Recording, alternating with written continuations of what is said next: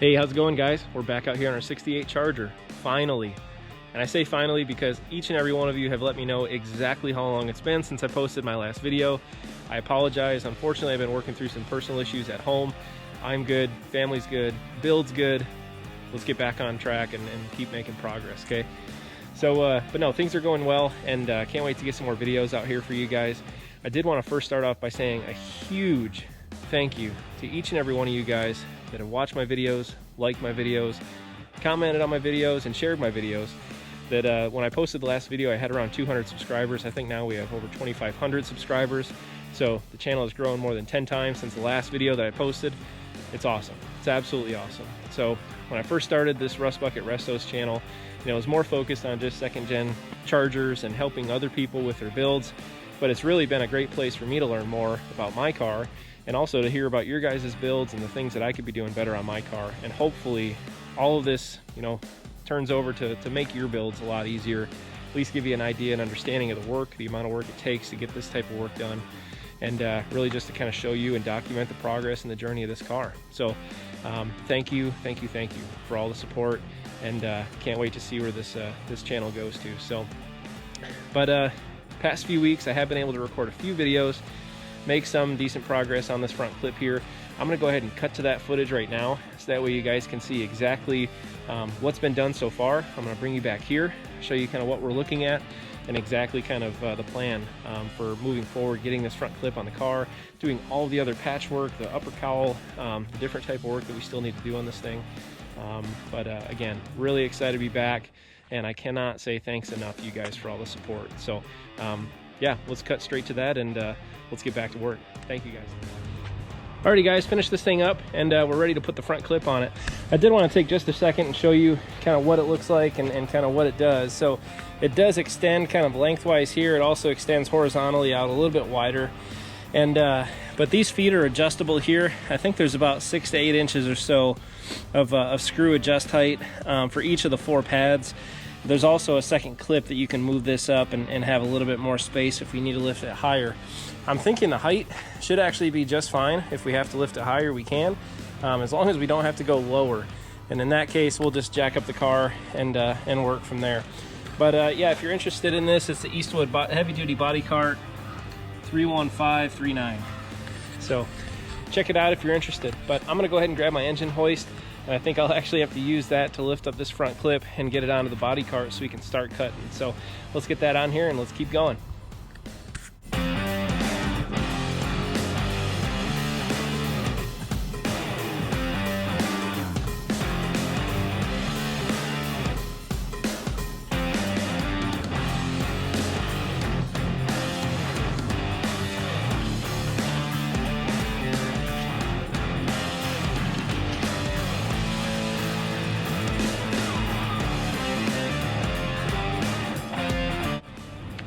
Alright guys, so as you saw, the lifting this up with the engine hoist worked just fine. Was able to get it up onto our dolly here, and it worked really nice. With the exception of the front here, it's just too narrow. The car is too narrow to fit on here, so just stretched a piece of 4x4 across there. The back though, all of it lined up really nice, and it's sitting on the frame rails. Pretty much all of this is going away. The rockers are going to come off, door pillars are coming off, and we're just going to be left with basically this this connection piece all the way down here, the front frame rails, and the torsion bar support underneath here. Kind of show you what it looks like under here. You can see, I mean, the floor is pretty whacked on this, but all of this, all of the frame rails, the torsion bar, even the frame support up here, all of it's really solid. It's just got some scale on it. We'll use the descaler and clean all this up and get it ready to coat. But yeah, I'm pretty happy with how this turned out with using this this body cart here. So what this will allow me to do is flip it around, and I can actually position it on the car, use our adjustable feet here to raise and lower wherever we need to, if we need to adjust it side to side to make sure it's all perfectly level when this gets welded onto the car. So this will be a huge help. I won't have to use 2 or 3 people to help me with this, so I think it's money well spent. But yeah, so I've got to get this upper cowl off here really carefully. As you saw, I need this piece underneath here, so I can't just go hacking shit up and messing all of that up, because I definitely need these pieces here on this side with the door support here. You know, we need this section, this up in here. We're gonna need a pretty big section out of here where the brake master cylinder mounts in there, as well as some patches down in here like you guys saw. But all this is really good. It's just got a little bit of scale on it, and not too big of a deal. So I'm glad I bought a couple packs of grinding wheels. As you can see, I'm gonna need them, and I've got all afternoon to start opening this thing up and removing a lot of this metal and making it easier to access for everything else. So I'm gonna go ahead and get to cutting, and you guys can kind of watch the progress.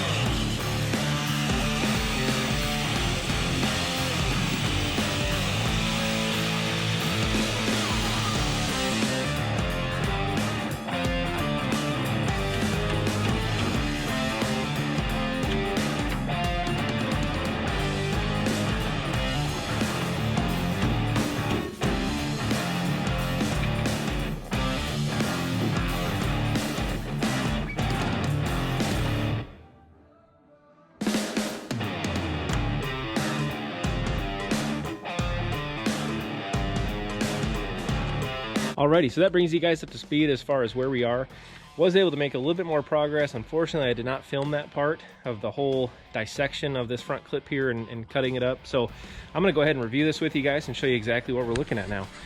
So as you can see, we've had a little bit of weight reduction done to this front clip here, but it's almost there. It's almost all exposed and kind of where I want to take this. So still got a little bit of cleanup here to do. We are going to get this thing blasted to get all this scale off here and epoxy the whole thing before it goes onto the front of the car. So we still got that to do, but you can see here, I mean, we're going to still pull these spot welds out. Gonna clean all of this up. All of this is actually really nice metal, and should be able to use it no problem. Was able to save these supports here along the side where they mount to that inner rocker. Again, gonna peel this out, just really taking my time, going piece by piece, but I should be able to save all of this here. As you can see up in here, you know, there's some scale on it. None of it's crazy whatsoever. Up on the top, we still got to take these pieces off here, where this lower cowl attaches here onto this upper cowl brace here on the top. But again, it all turned out really nice. Here across the torsion bar support, I do have a brand new torsion support in the box. Not sure if I'm going to use it. All of this does look pretty good, with a few minor exceptions, but nothing that cannot be patched, repaired with pretty minimal effort, to be honest. Here again on this side, that fender brace, really nice shape, was able to save this. Now, where this inner fender does connect to the firewall here, there's a series of spot welds that are down this.